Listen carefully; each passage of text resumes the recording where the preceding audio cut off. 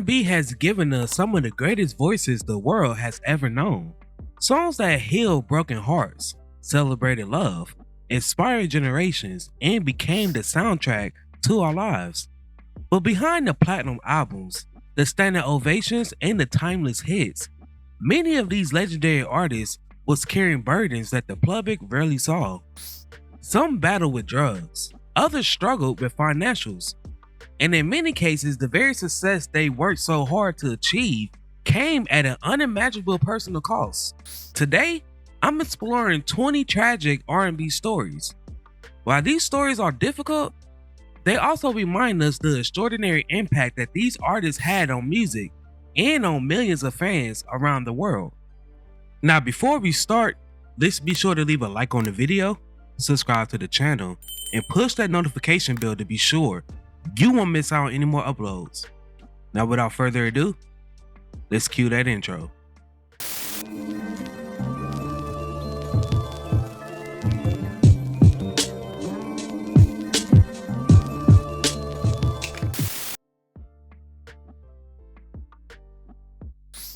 In the golden era of Motown, a young singer with a powerful voice, radiant personality, and undeniable stage presence captured the hearts of millions. Her name was Tammi Terrell, known for her unforgettable duets with Marvin Gaye. Tammi Terrell helped create some of the most beloved love songs in soul music history.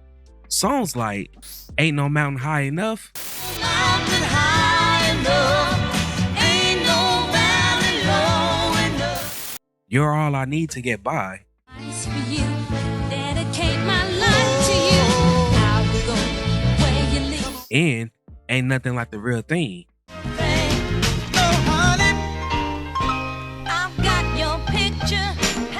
These songs became timeless classics, but behind her beautiful smile and incredible voice was a heartbreaking story of talent, illness, and a life that ended far too soon. Before joining Motown, Tammi Terrell spent time performing with James Brown. Years later, accounts for people close to Terrell and statements attributed to her describe her relationship with Brown as troubled. She reportedly said she experienced controlling behavior and physical abuse during their time together. Terrell's own accounts painted a picture of a relationship that deeply affected her emotionally and personally. The alleged abuse became one of the main reasons why she left Brown and moved forward with her career. After joining Motown Records, Tammi Terrell became romantically involved with David Ruffin, the powerful lead singer of The Temptations.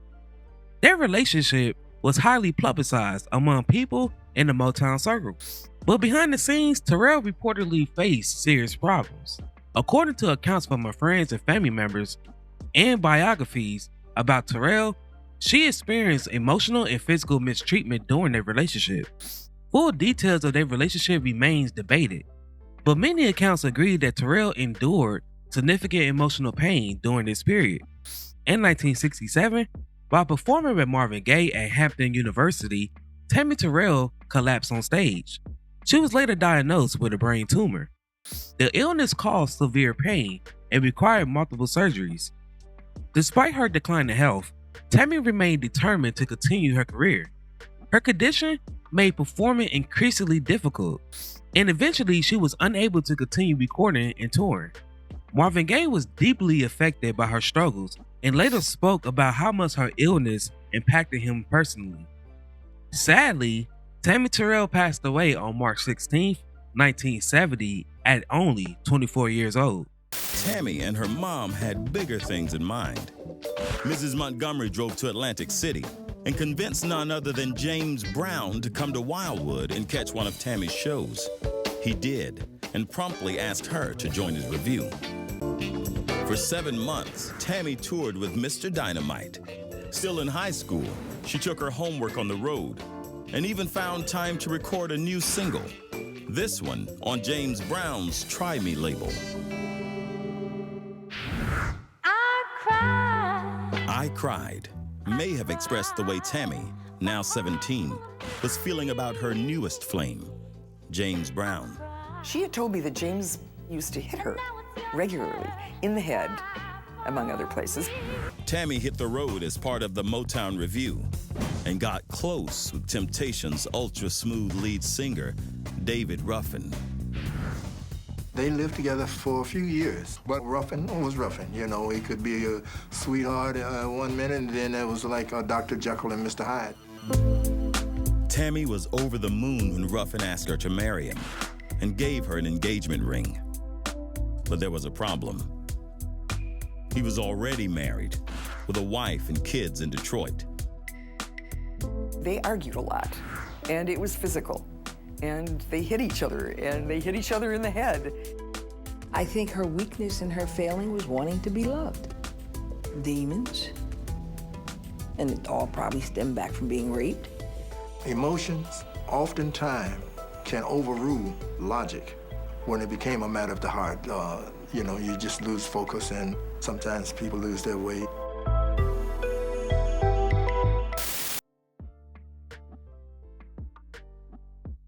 When people talk about legendary Philadelphia soul sound, names like Gamble and Huff, the OJs, and Teddy Pendergrass often come to mind.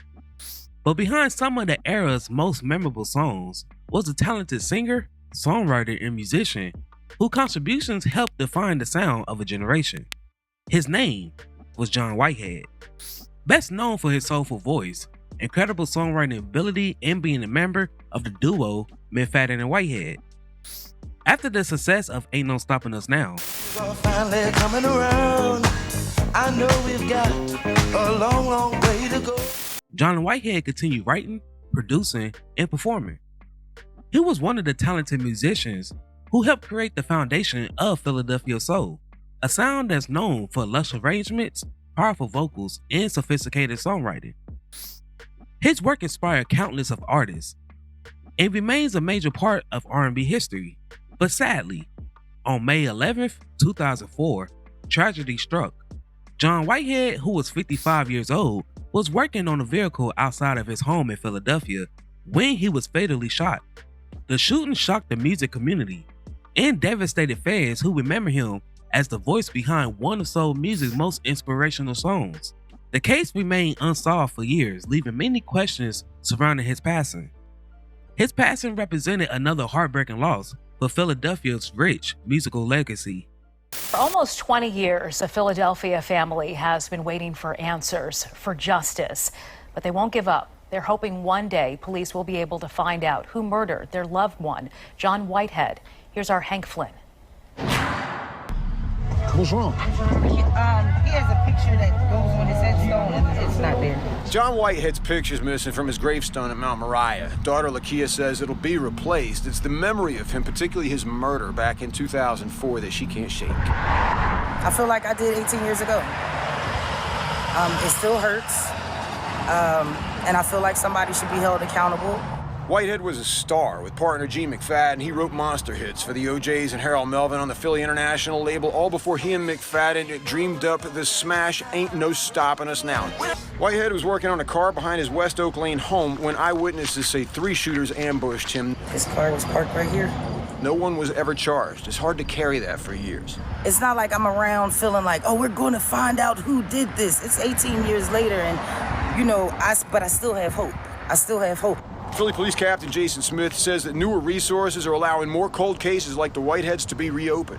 I want to impress upon everyone that we have not forgotten about homicide victims, and it's our job, it's our mission to provide closure to these family members, next of kin of these homicide victims. He was the hook master, man. The family tells me that the grapevine tells them that John was not targeted. His killing was a mistake. I get emotional about it. Anthony Williams was like a brother to John. He's heard other things too, mainly that the shooters are no longer here.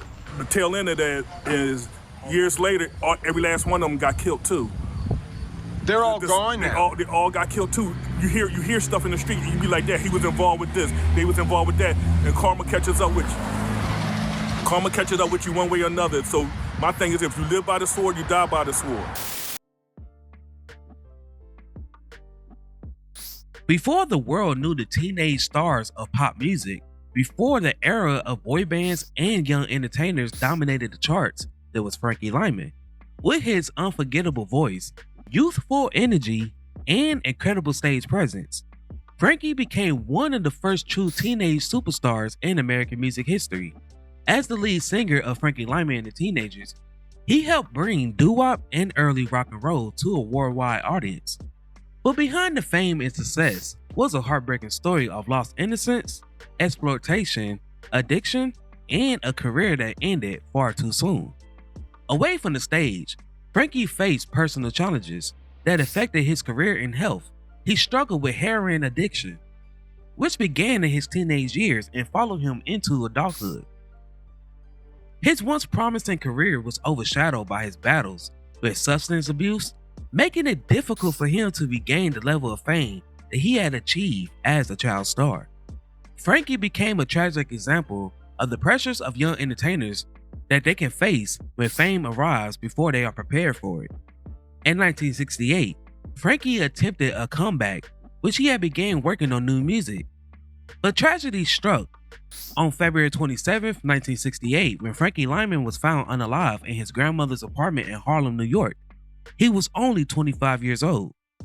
The cause of his passing was determined to be an overdose. The news shocked fans who remembered the energetic young performer who had once taken the world by storm.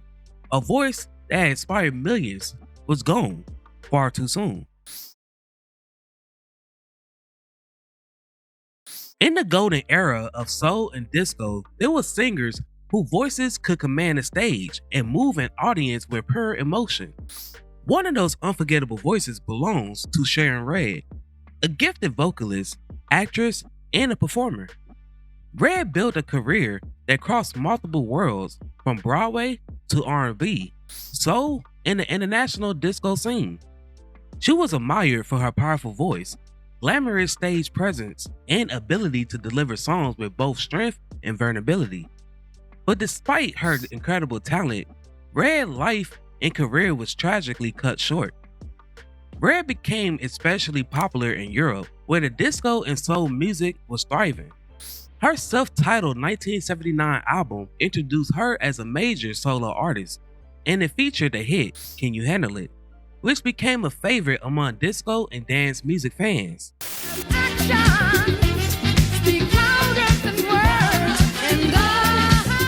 She followed that success with albums such as Red Hot and Love How You Feel. These albums showcase her ability to blend soul, funk, and dance music. Unlike many disco artists who are remembered only for the era, Sharon's music continued to be celebrated because of the strength and quality of her vocals. Her voice had the power of a gospel singer combined with the sophistication of a soul performer. But unfortunately, in the early 90s, Redd's health began to decline. She passed on May 1st, 1992 in Los Angeles at the age of 46 due to complications from AIDS. At the time, HIV and AIDS carried significant stigma and misunderstanding, making the loss especially painful for her family, friends, and fans. The music community mourned the passing of a singer whose voice brought joy to the audience around the world.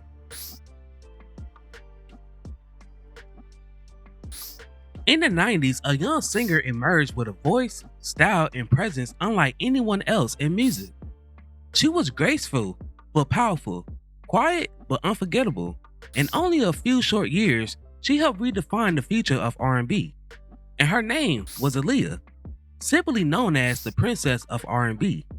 Aaliyah became one of the most influential artists of her generation, blending smooth vocals, innovative production, and a fashion style that inspired millions around the world.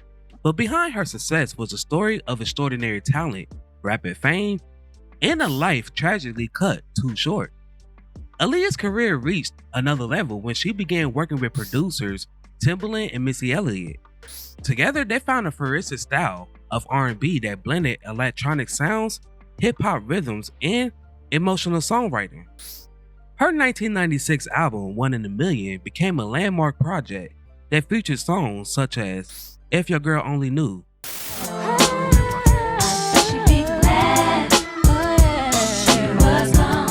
One in a Million,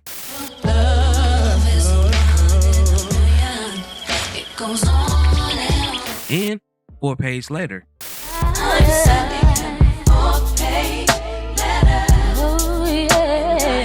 The album established Aaliyah as more than just a singer. She was an innovator.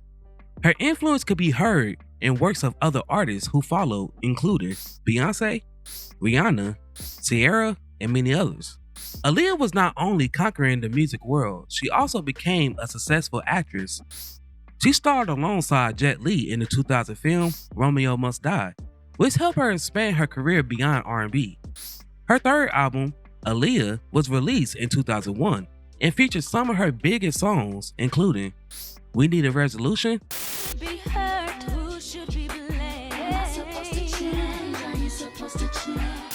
more than a chart-topping hit, Try Again.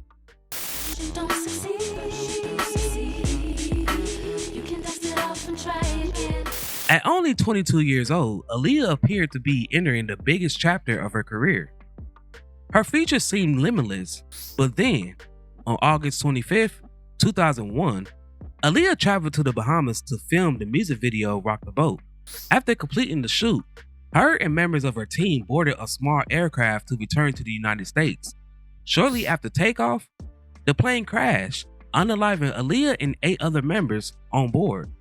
She was only 22 years old. The news devastated fans all around the world.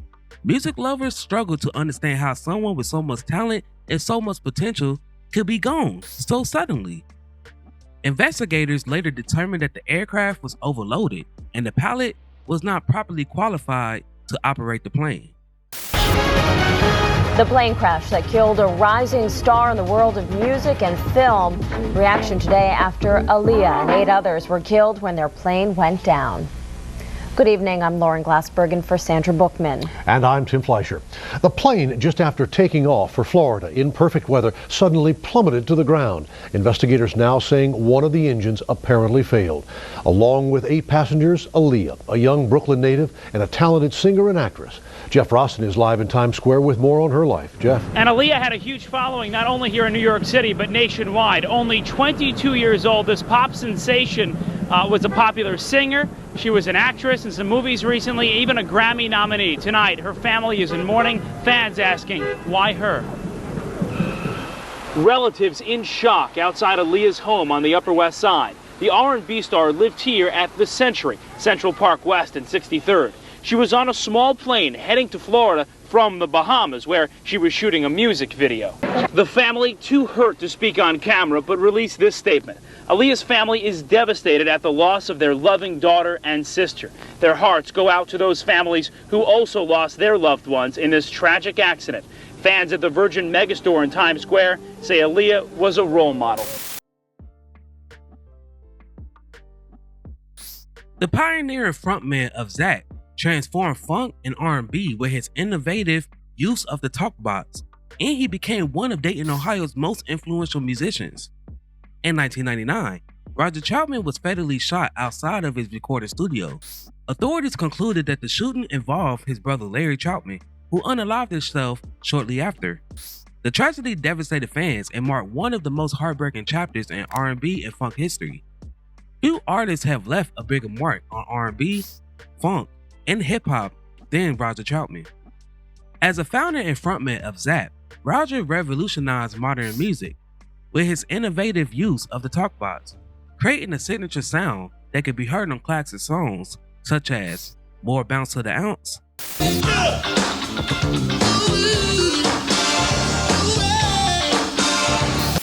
Computer Love,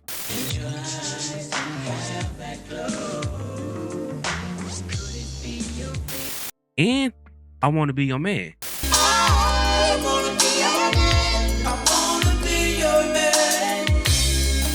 His influence stretched far beyond the 80s. Artists such as Dr. Dre, Tupac, Snoop Dogg, and countless others sampled his music.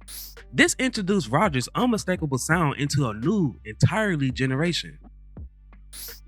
But by the late 90s, Roger was enjoying renewed popularity thanks to his work on Tupac's and Dr. Dre hit California Love, proving that his music remains as influential as ever. But the morning of April 25th, 1999, tragedy struck. Roger arrived at his recording studio in Dayton, Ohio, where he was shot multiple times outside of the building. He was rushed to the hospital where doctors fought to save his life, but he passed during surgery at the age of 47.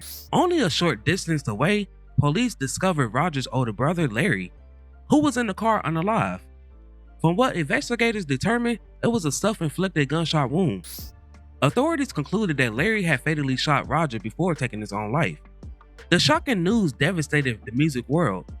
Fans struggled to understand how one of funk's greatest innovators could lose his life so suddenly, and especially at the hands of someone who was so close to him. Investigators never really established a motive, and over the years, there has been speculations about business disagreements, financial pressures, and family tensions, but the true story still hasn't been found. Whatever tensions existed between Roger and Larry Troutman came to a head on the morning of April 25th, 1999. I'll never forget that day. It's like, what were you doing when 9/11 hit? You know exactly where you were. Police found Roger Troutman in an alley behind his recording studio, bleeding to death from 4 gunshot wounds. A few blocks away, Larry Troutman's car had slammed into a tree after he shot himself in the head with a bullet from the same gun. As the news spread, family and friends struggled to come to terms with a tragedy that was beyond understanding. Few voices in R&B history was as powerful, elegant, and emotionally moving as Phyllis Hyman. Standing 6 feet tall, with her rich voice that sounded unlike any other, Hyman captivated audience with timeless classics such as You Know How to Love Me,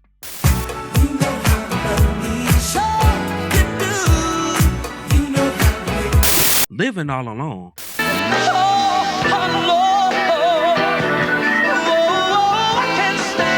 and Don't Want to Change the World.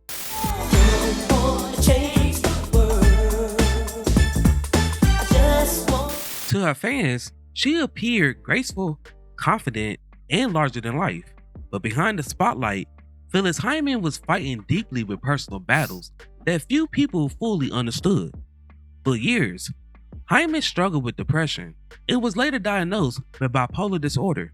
She also faced periods of substance abuse while trying to cope with the emotional pain that she carried. Friends and colleagues recall that although she could light up a stage with her incredible performance, she often wrestled with the profound loneliness and emotional exhaustion that she kept away from the public eye. But sadly, on June 30th, 1995, just 6 days before what would become her 46th birthday, Phyllis Hyman was scheduled to perform at New York City's legendary Apollo Theater. But when she failed to arrive for soundtrack, concern quickly grew. Her assistant went to her apartment, where she found her unconscious. She was rushed to the hospital, where she was pronounced unalive later that afternoon. The authorities determined that she had passed by suicide. News of her passing stunned the music world. Fans was heartbroken that one of soul music's most gifted singers had passed at the height of her artistic abilities. In the years following her passing, many who knew her reflected on the importance and recognizing mental health struggles, especially among performers who often feel pressure to appear strong while facing private challenges. Music world tonight, the legendary diva of modern pop, R&B, and jazz, Phyllis Hyman, is dead. And although she is gone, she will never, ever be forgotten. The announcement on stage at the Apollo stunned many in the crowd waiting outside. Music world lost somebody very important. Yeah. Very important tonight. Yes, oh, that's a shame. She's a good singer. Yeah. Great. She performed. Yeah. Great. Oh, man. Yeah, I know. Police say she was found dead in her Manhattan apartment, an apparent suicide. Phyllis Hyman was 45. In the summer of 1967, the Dramatics was on the verge of their big break. The young Detroit vocal group had spent their years perfecting their harmonies, performing anywhere they could, and dreaming of one day becoming recording stars. That dream seemed to be ready to become a reality when they was booked to perform at the 20th Grand nightclub in Detroit during one of the city's biggest talent showcases. It was supposed to be a night that launched their careers. Instead, it became one of the darkest moments in Detroit history. On July 23, 1967, racial tensions that had begun building for years erupted into what would become known as the 1967 Detroit Riot or the Detroit Rebellion. For 5 days straight, the city was engulfed in violence, fires, looting, and clashes between residents and law enforcement. Thousands of buildings was destroyed. More than 40 people lost their lives. And the National Guard and U.S. Army was called in to restore order. As the violence spread across Detroit, the dramatic performance was canceled. Like countless other residents, the group found themselves focused not on music but simply by staying safe while their hometown was in chaos. During those same tragic days, another event unfolded just a short distance away. Police officers, National Guards, and state troopers responded to reports of a gunfire at the Alders Motel. The officers entered the motel and detained several young black men and 2 white women. Over the course of the night, the detainees was beaten, terrorized, and subject to mock executions. But by the end of the ordeal, 3 young black men, Carl Cooper, the dramatics driver, Fred Temple, and Aubrey Pollard, had been shot and unalive. Although multiple officers was charged, no one was ultimately convicted for their passing. The incident remains one of the most painful and widely discussed chapters of the 1967 Detroit uprising. Well, some still view the demolition of the Alders Motel as an attempt to erase what actually happened here back in 1967. The city of Detroit is no longer hiding from this shameful truth. They're acknowledging it, owning up to it, and they're also learning from it. What happened at the Alders Motel on this very day in 1967 still haunts family members who spent decades fighting to expose the reality of what happened that day. Aubrey Pollard, Carl Cooper, and Fred Temple were unjustly shot and killed by local and federal officers as they investigated reports of gunshots during the early stages of the 1967 Detroit riots. In the early 90s, a young group from Waco, Texas arrived on the R&B scene with a sound that blended youthful energy, smooth harmonies, and undeniable talent. Their name was High Five. With their signature hit, I Like the Way, the group became one of the biggest acts in contemporary R&B.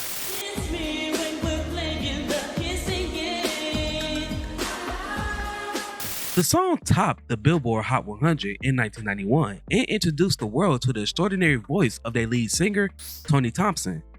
At the time, when New Jack Swing and youthful R&B was dominated the charts, High Five appeared destined for a long and successful career. But behind the fame and the success was a story filled with heartbreaking losses, personal struggles, and a legacy interrupted far too soon. Tony Thompson's smooth, emotional voice became one of the defining sounds of early 90s R&B. The group earned award nominations, sold millions of records, and seemed positioned to become one of the next great vocal groups. But success brought challenges. In 1991, Toriano Easley was accused of murder and was sentenced to 6.5 years in prison. 2 years later, the group's card was rear-ended, which left Roger Poole Clark paralyzed from the chest down. On April 19, 2022, Poole passed away at the age of 49. On June 1, 2007, Tony Thompson passed away at the age of 31. Thompson was found unalive in an apartment complex in Waco, Texas. Authorities determined that his passing was caused by accidental asphyxia after he became trapped by a faulty exterior air conditioning unit while attempting to escape fumes from a vehicle. 2 years after Tony's passing, Tristan Irby was shot as an innocent bystander outside of a nightclub. And on July 1st, 2014, Russell Neal walked into a Houston police station and confessed that he and his wife had a fight. During the investigation, the police found his wife's body unalive in their apartment. The DeBarge family produced some of the most memorable R&B songs of the 80s. Behind the music, however, several family members spoke publicly about growing up in an abusive household and later faced personal struggles including addiction, and legal issues. Several members of the DeBarge family have publicly spoken over the years about growing up in what they describe as an abusive household. According to interviews and memoirs from family members, they experienced severe physical punishment and live in constant fear of their father. Some family members have also publicly alleged that they was victims of SA during their childhood. Those accounts has been shared in interviews and books by members of the family. For the DeBarge children, home was not always a place of comfort. Instead, they described it as a place where they felt unsafe. Despite those circumstances, music became an escape. Whether singing in church or harmonizing together at home, the brothers and sisters found moments of hope through their extraordinary musical gifts. That talent eventually caught the attention of Motown Records. Almost overnight, DeBarge became one of the biggest acts of R&B of the decade. Their polished image projected elegance and joy. Few fans realized that many of the emotional wounds from their childhood was very much still present. As the success grew, so did the pressures of fame. Several family members struggled with substance abuse, legal troubles, and personal challenges in the years that followed.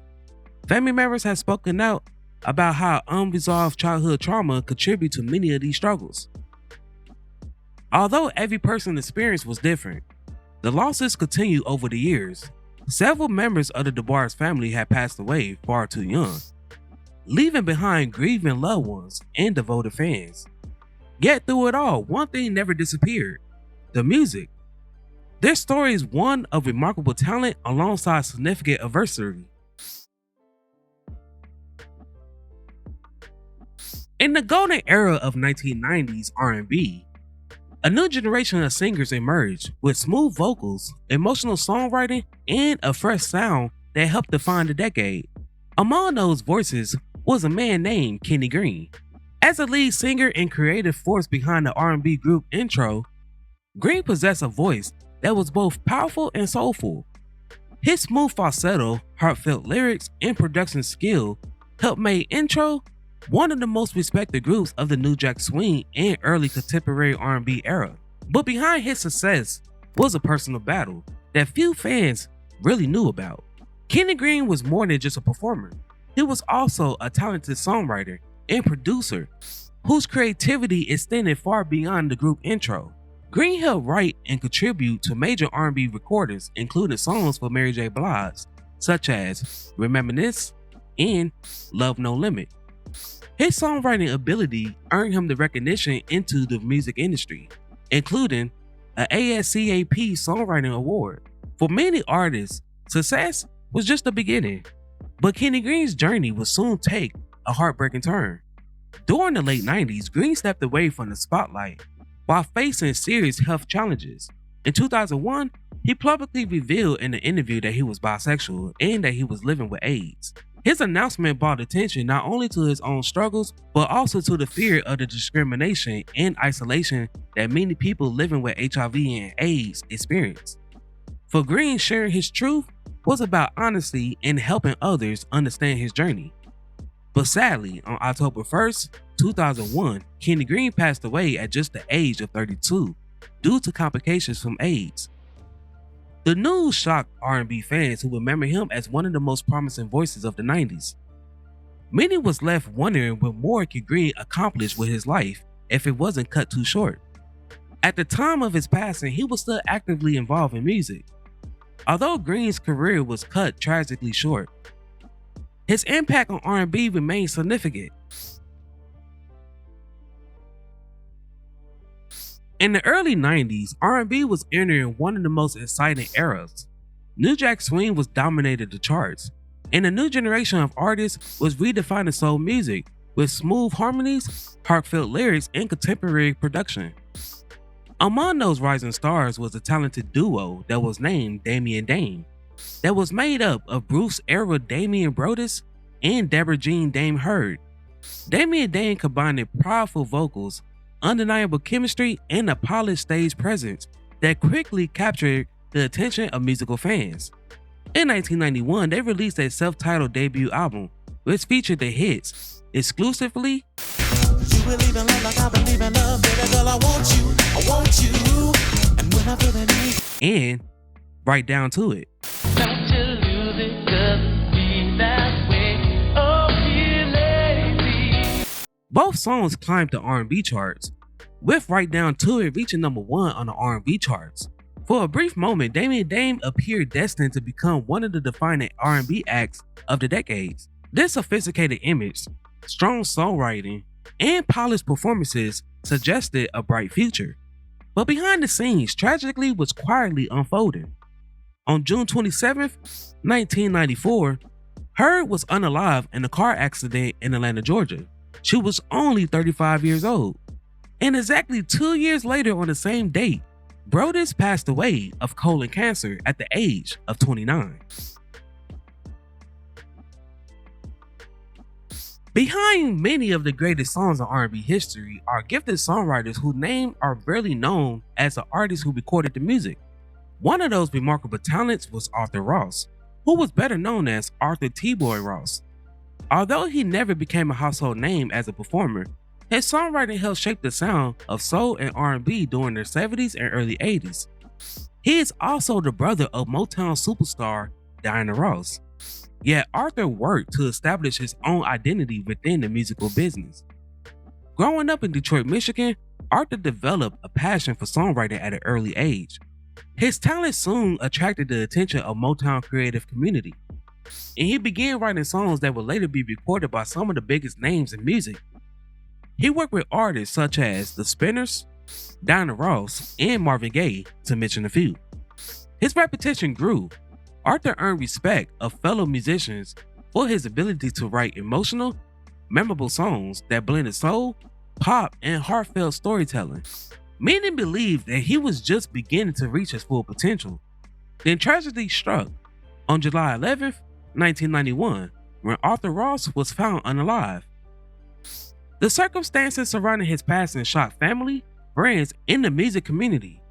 Authorities investigated the case, but despite years of inquiries, no one has ever been convicted of Ross' murder.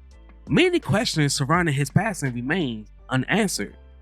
But over the years, speculations were circling, but investigators had never publicly confirmed a motive or identified the killer. At the time, Arthur was just 46 years old. His passing brought a promising songwriting career to a sudden and heartbreaking end. And for his sister Diana Ross and the entire Ross family, the loss was deeply personal. Some of the greatest songs ever recorded was born from unimaginable pain, but behind the unforgettable Motown classics that have stood the test of time was a gifted songwriter whose life ended in tragedy. His name was Roger Penzabene. Although many music fans may not recognize his name, they certainly know his work. Roger was one of Motown's most talented lyricists during the early 60s.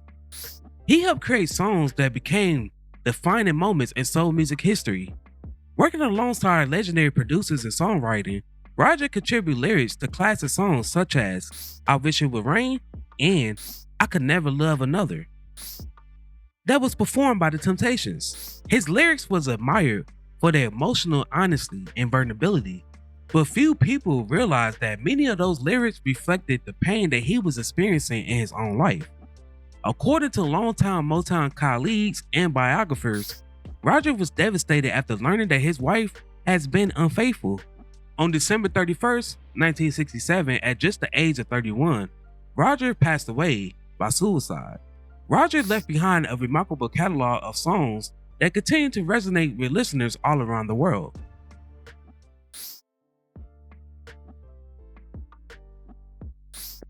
When people talk about the architects of Southern soul music, names like Otis Redding, Isaac Hayes, and Booker T. Jones often come in mind. But behind many of the Stax Records' greatest hits was a drummer whose steady groove became the heartbeat of an entire generation. His name was Al Jackson Jr., known as the drummer for Booker T and the MGs. Jackson was simply keeping time, as he was known as the timekeeper. He was helping define the unmistakable sound of Memphis soul.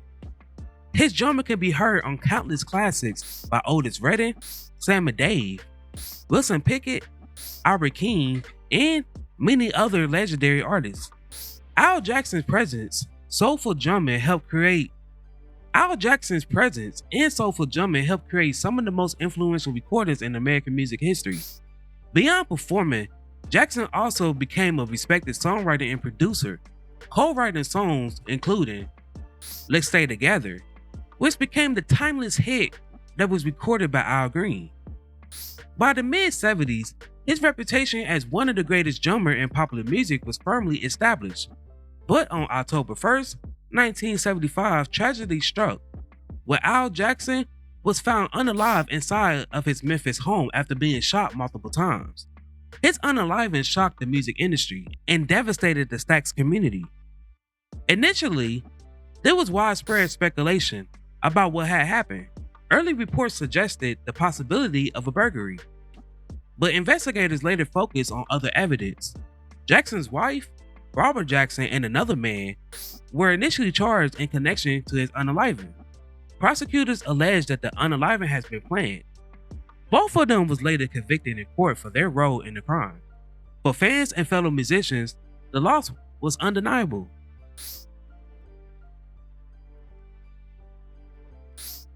Few voices in music history has carried much raw emotion as Otis Redding.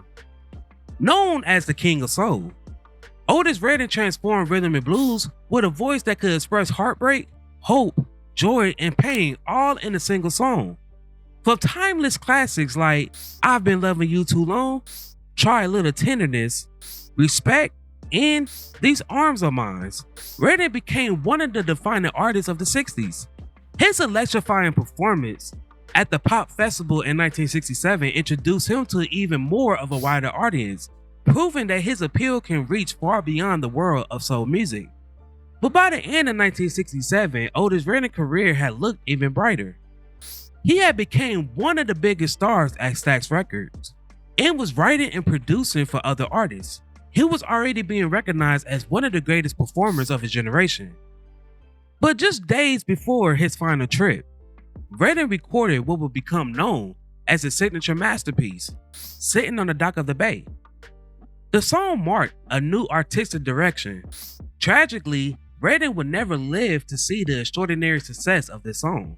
On December 10, 1967, while traveling to a concert in Madison, Wisconsin, his small plane, who was carrying himself and his backing band, DeBarge, had crashed into icy waters. Redding was just 26 years old. 4 members of the DeBarge also lost their lives during this incident. Only weeks after his passing, Sitting on the Dock of the Bay was released. The song became Otis Redding's first #1 hit on the Billboard Hot 100 charts and one of the most celebrated recordings in American music history. It would go on to sell millions of copies and earn multiple honors, becoming one of the defining songs of the 20th century.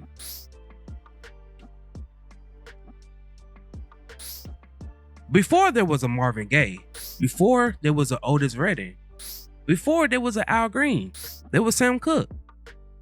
Cooke was more than just one of the greatest singers of all time. He was a visionary who forever changed the course of American music. His hit songs made him an international star. But Sam Cooke wasn't just making records, he was changing the business of music. At the time, many black artists had little control over their work. Cooke fought for ownership of his master recordings, publishing rights, and business ventures. He founded his own recording label and publishing company. He became one of the first major black entertainers to build a business empire around his own music. He also used his voice to speak about social change.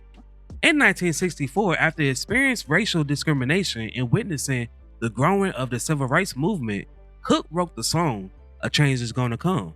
The song became one of the most powerful and enduring civil rights anthem in American history. It will also become one of his final recordings. On the night of December 11, 1964, Sam Cooke checked into a motel under circumstances that has been debated for years. An encounter involving Cooke, a young woman, and a motel manager. This encounter resulted into the motel manager shooting and unaliving Cooke. The motel manager told investigators that she acted in self-defense during the violent confrontation.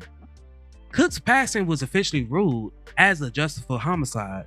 However, circumstances surrounding his passing has remained the subject of speculation and debated for many years. Family members, friends, historians, and fans has questioned aspects on the official account, and numerous theories have emerged. Despite the ongoing discussion, no evidence has led to authorities to change the official ruling. Sam Cooke was only 33 years old. His sudden passing shocked the world. The music industry lost one of its brightest stars, as he was just reaching new artistic and business heights. In the early 2000s, a new generation of R&B singers emerged with smooth vocals, emotional songwriting, and a sound that blended traditional soul with modern production. One of the most promising voices of that era was Houston Summers, professionally known as Houston. With his soulful falsetto and passionate delivery and unique style, Houston quickly gained attention as one of R&B's rising stars. His biggest breakthrough came in 2004 with the release of his debut album, It's Already Written, and the hit single, I Like That.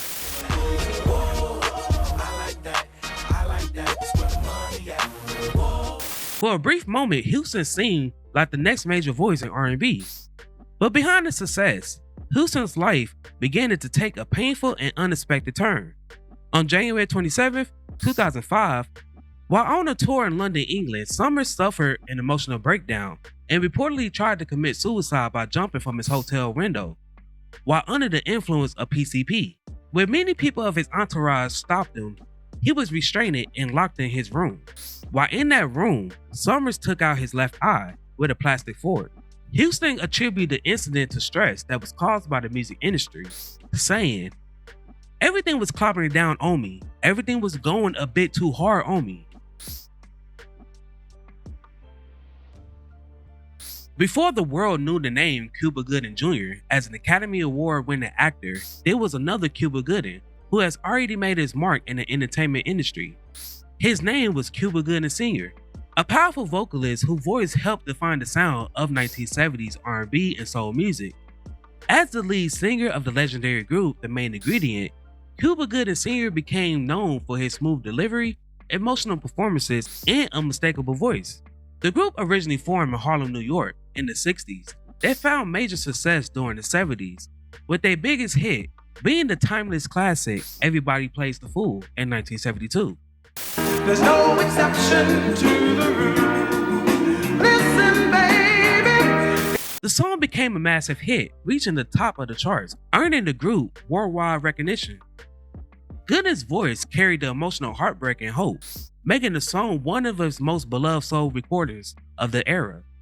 But behind the success was an artist who experienced both the highs and lows of the music business. However, like many soul artists from that era, maintaining success proved challenging as musical trends changed. Unfortunately, on April 20th, 2017, Cuba Gooding Sr. was found unconscious in his car in Woodland Hills, California. Emergency responders attempted to revive him, but he was pronounced unalive at the age of 72. Authorities later reported that his passing was related to heart disease, with alcohol contributing as a factor. The news saddened music fans all around the world, who remember him not only as the voice behind one of soul music's greatest hits, but also as a talented performer who helped brought emotion and elegance to R&B. We begin with breaking news out of Woodland Hills. Police are investigating the death of Cuba Gooding Sr., the father of Oscar-winning actor Cuba Gooding Jr. CBS 2's Rachel Kim is live at the scene where the body of the popular R&B singer was found. Rachel? Pat and Rick, a very busy scene out here. Take a look behind me. The LAPD says at this point, this is a death investigation. Not a lot of information being given out right now about what happened, but sources tell CBS 2 that the man found dead was actor Cuba Gooding Jr.'s father, Cuba Gooding Sr. Before the world knew the voices of Sam Cooke, Marvin Gaye, and countless other soul legends, there was a young artist whose smooth vocals and songwriting helped lay the foundation for modern R&B. His name was Jesse Belvin, known as one of the most talented musicians of the early rhythm and blues era. Belvin was a singer, songwriter, and pianist, whose creativity helped shape the transition from traditional R&B into the soul sound that would dominate the following decades. But despite enormous talent, Belvin's promising journey will be cut tragically short. Belvin had the rare ability to blend emotional lyrics, sophisticated melodies, and smooth vocal arrangements. Many historians believe that he was ahead of his time, and he could have become one of the biggest stars in music if he lived longer. He was also becoming more involved into the business side of music, working to gain more control over his career during an era when many black artists faced unfair contracts and limited opportunities. His ambition was not only to perform, but also build a lasting career. But then, on February 6, 1960, Jesse Belvin's life came to a devastating end. Belvin and his wife, Joanne, and several others was traveling to Arkansas following a performance when a car crashed. Both Jesse and Joanne was unalive. Jesse, who was only 27 years old. The sudden loss shocked the music community. Many believed that Belvin was on the verge of becoming one of the defining voices of a new generation of R&B artists. Instead, his career ended just as his influence began to expand. Although Jesse Belvin's life lasted less than 3 decades, his impact on music has endured. His songwriting helped shape early R&B. His vocal style influenced future soul singers, and his recordings remain treasured by fans of classic rhythm and blues. Artists that follow benefited from the path that pioneers like Belvin helped create. These stories remind us that behind every classic song is a real person with dreams, struggles, triumphs, and heartbreaks. While tragedy touched many of these artists, it never erased the joy, hope, and inspiration they gave the world through their music. Their voices continue to comfort us, their songs continue to unite us, and their legacy continues to influence generations of musicians and fans alike. Which artist story affected you the most? Share your thoughts respectfully in the comments below. And if you enjoyed this video, don't forget to leave a like on the video, subscribe to the channel, and turn on notifications for more in-depth stories about legends of R&B, soul, and funk.